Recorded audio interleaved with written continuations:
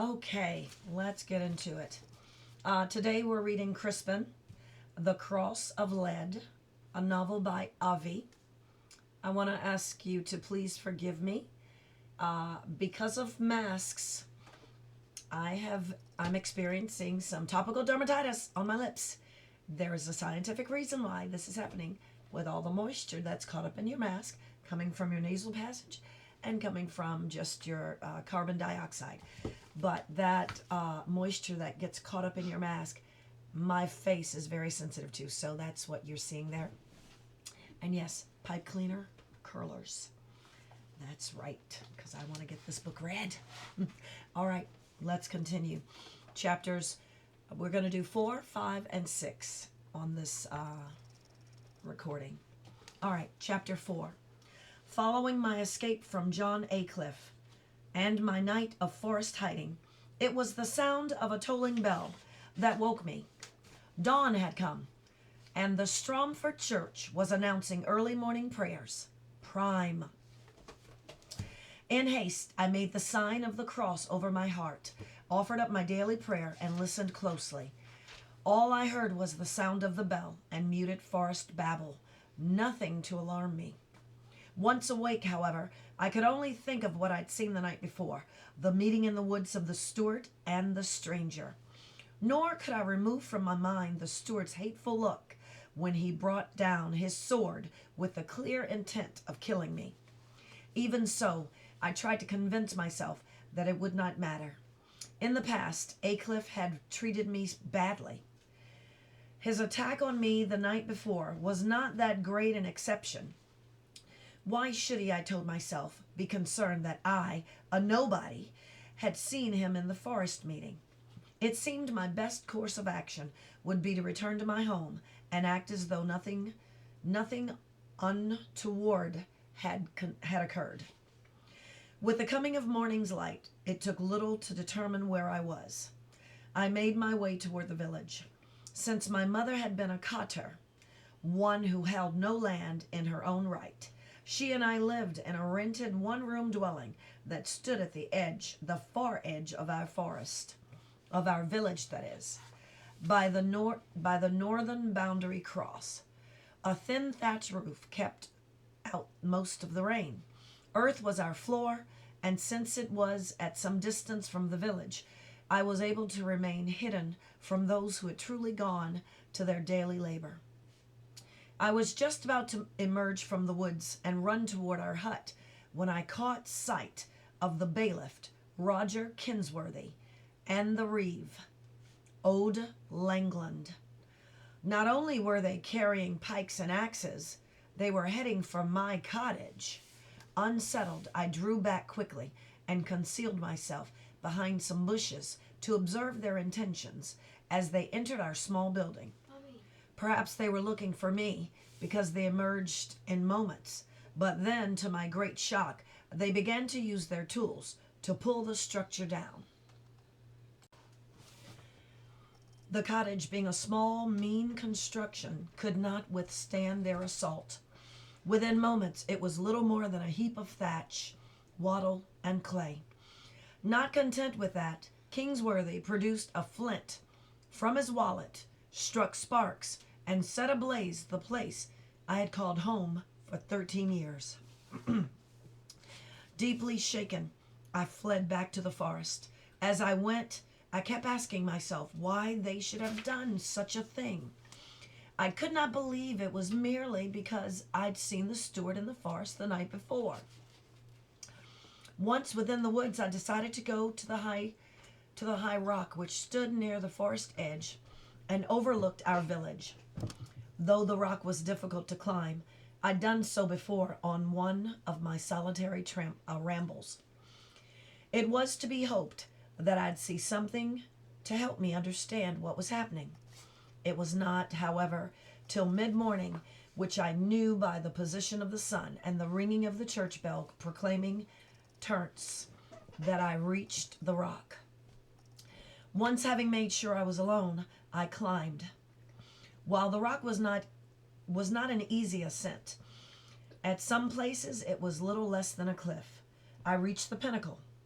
Once there, I took the further precaution of lying down.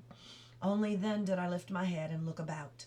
Before me, like some rolled out tapestry, was my entire world. Beneath the sky, as blue as Our Lady's blessed robes, a contrast to the greening spring that lay abundant everywhere. Overhead, swallows flitted, free as birds ever are. To the west meandered the river Strom, glittering like a silver ribbon in the golden sun. At this point, the river ran at a shallow depth. Like most, I could not swim, but for much of the year one could wade across. Above and below with this ford, depending on the season, the water ran quite deep. A few paces from the river's bank, on the village side, stood one of the stone crosses that marked Stromford's western limit. Covered by mystic markings, this cross had been erected where St. Giles had once appeared. There, on the river's low tree-lined banks, stood our noble's house, Lord Furnival's Manor, the grandest house I knew. It was there the steward had lived for many years, in the absence of the knight. With stone walls, 2 levels high, and small windows, the manor was to me like a castle, high, mighty, and impenetrable. Inside, I had never been allowed to enter, but I'd been told was an arched hall with a long trestle table and benches, several sleeping rooms, and a chapel. On the walls hung pictures of saints, along with ancient battlefield shields. The lower level was a large storage place, meant for the wheat and other foods the village produced. Opposite the manor house, across a road, was the mill. Smaller than Lord Furnival's dwelling, it was built of stout timbers, with grinding wheels of massive stone. These wheels were turned by river water delivered by a run. Not only did the mill grind our wheat and barley at a cost, it contained the ovens where the villagers, by the steward's decree, baked our bread, which required yet another fee. A road led from the riverbank. Once a traveler had crossed the river, a road led east and reached another road, then ran north and south. Where these roads meet, our stone church, St. Giles by the river, stood with its ancient bells. Stop, Bella. Oh, praise God. Please excuse the interruption. That was our dog barking at a delivery guy out the window. Back there. The dog is this big. Anyway, I'm hopeful that I'm going to continue at the right spot. But I'm on page 18, and I'm going to read a bit of what I believe I last read, so please just bear with me. Not only did the mill ground our wheat and barley at a cost, it contained the ovens where we villagers, by the steward's decree, baked our bread, which required yet another fee. A road led from the riverbank. Once a traveler had crossed the river, the road led east and reached another road that ran north and south. Where these roads met, our stone church, St. Giles by the river, stood with its ancient bell. Above and below the church were our dwelling places, some 40 cottages and huts of wattle, daub, thatch, and wood, dirt and mud, all in varying shades of brown. North of the village was the commons, where we peasants grazed our own oxen and sheep. Here, too, were the archery butts, where men of age were required by King Edward's decree to practice every Sunday. It was also the place where the public stocks and gallows stood. The land for growing crops was laid out in long, narrow strips. One of 3 strips was planted with barley, another wheat. The final third lay fallow for the grazing of the manor's cattle. As for the 2 roads that passed through Stromford, all I know was that they led to the rest of England, of which I had no knowledge. And beyond England, I suppose, came the remaining world. Great Christendom, our priest called it. But in all my life, I'd never gone past the boundary crosses which marked the limits of our village. Everything from the woods, the cottages, the manor house, the mill, the roads, the growing lands, the commons, even the church itself, to the tiny crofts behind our cottages used for planting herbs and roots. Everything belonged to Lord Furnival, who held it in the king's name. Indeed, the steward said we belonged to our lord as well. Like all villagers, we were required to ask the steward's permission to be excused from work if ill, to grind our wheat or bake it, to buy or sell, to travel from our parish, to marry, even to baptize our children.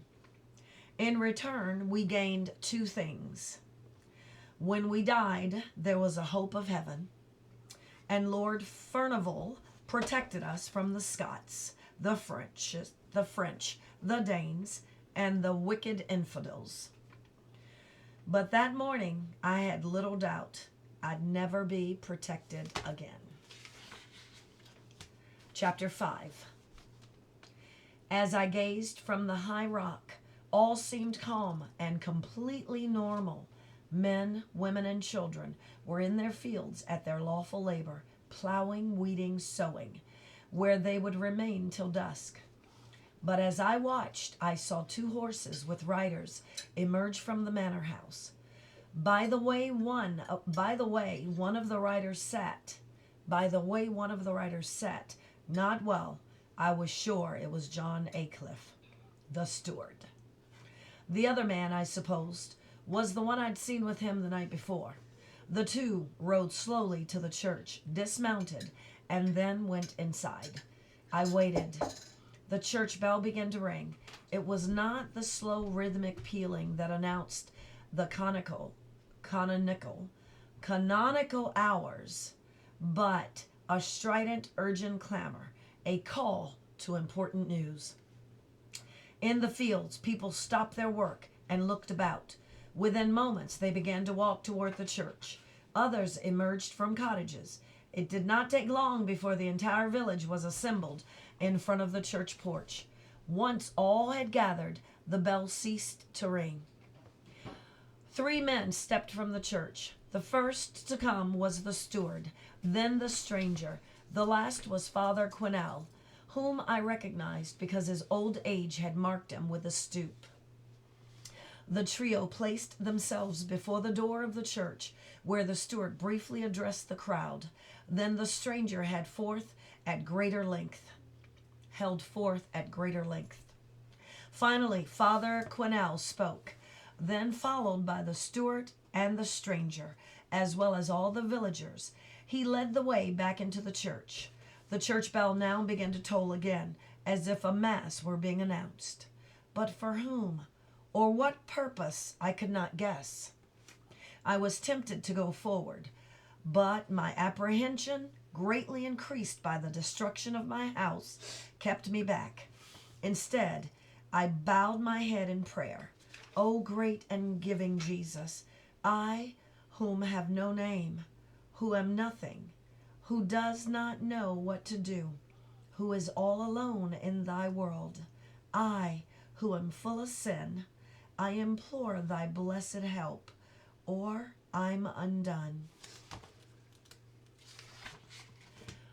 Chapter 6. In time, people emerged from the church. Most went their several ways, some back to the fields, others to their cottages. Others remained in groups, gossiping, or so I suppose. I'd have given much to hear their words. As for the steward and the stranger, they remounted their horses and retreated to the manor house. Some of the village men went along. Once more I had to decide what to do. I thought of going to the village for help, but there was only one person whom I could trust, Father Quinnell. Had not my mother trusted him? Had not he alone in the village treated me with some kindness? Even as I decided to speak to him, I saw the steward and the bailiff emerge from the manor house.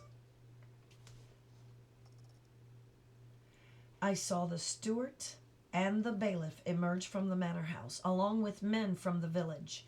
They were armed with glaives, long poles with sharp blades attached, as well as bows. I even saw a longbow. Just to see them made me know my worst fears had come true.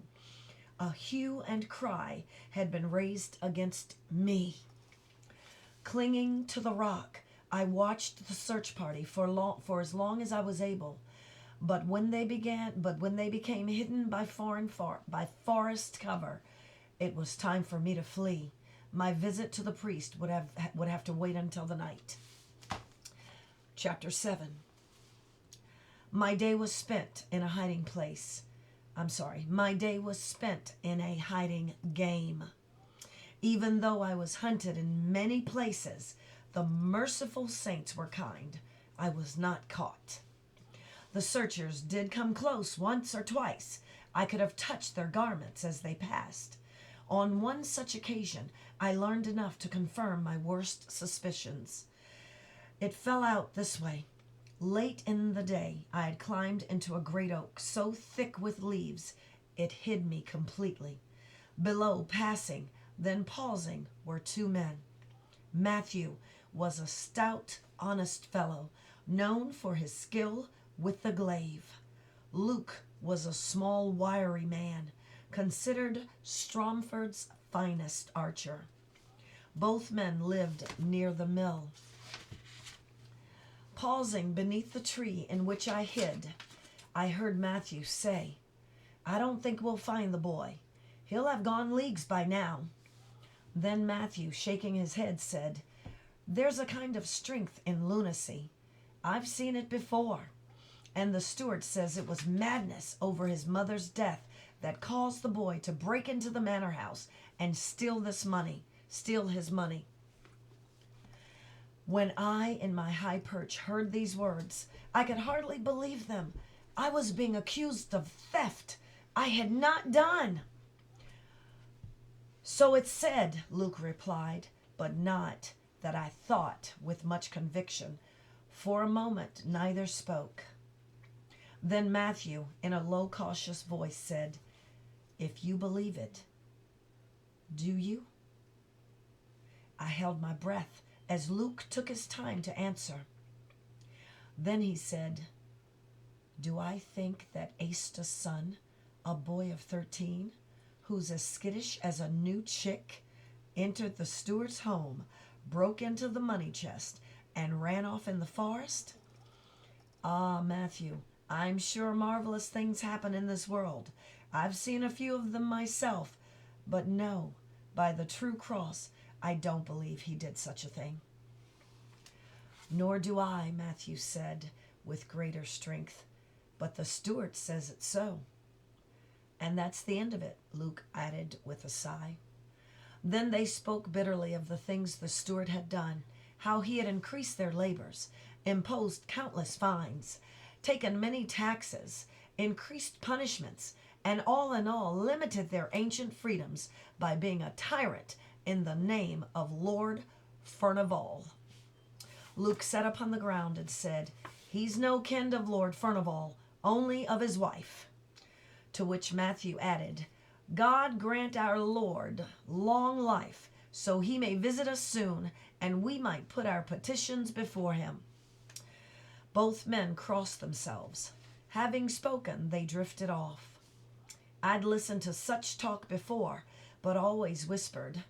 People often complained about their lives, taxes, work, and fees. Indeed, there had been so much talk that the steward, who might have heard of it, called a moot, and informed one and all that such speech went against the will of God, our King, and our master, Lord Furnival. That henceforward he would treat all such talk as treason, a hanging offense. Knowing these things could not be changed, despite the words of men like Matthew and Luke, I cared little for such matters. But in learning that I was being blamed for a crime I had not done, my incomprehension as to my plight only grew. The rest of the day I spent hiding, not even daring, despite my hunger, to search food. Instead, I waited for darkness, past vespers and beyond, choosing not to stir until I heard the church bell ring the last prayers of the night.